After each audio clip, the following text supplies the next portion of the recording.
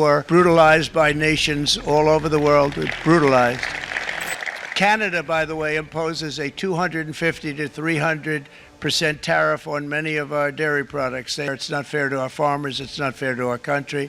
We're also standing up for our great farmers and ranchers who are brutalized by nations all over the world, brutalized.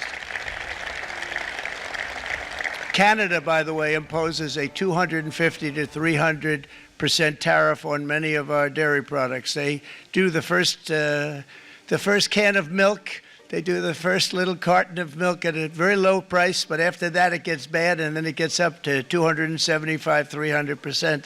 So when they're figuring what's Canada charging, they say, oh, about 2%, 3%. But take a look at what happens down the road. When you look a little bit, it's not a pretty picture, and we don't like it, and it's not fair. It's not fair to our farmers. It's not fair to our country.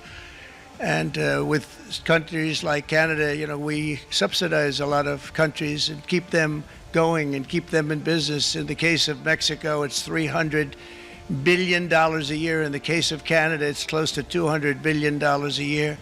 And I say, why are we doing this? Why are we doing this? I mean, at what point do we say you got to work for yourselves, and you got to? This is why we have the big deficits. This is why we have that amount of debt that's been placed on our heads over the last number of years, and we're really not taking it anymore. Through non-tariff barriers, the European Union bans imports of most American poultry. You understand? They say, we want to send you our cars, we want to send you everything, but we're not going to take anything that you have. Australia bans, and they're wonderful people and wonderful everything, but they ban American beef, yet we imported $3 billion of Australian beef from them just last year alone. They won't take any of our beef. They don't want it because they don't want it to affect their farmers. And you know what? I don't blame them, but we're doing the same thing right now, starting about midnight tonight, I would say.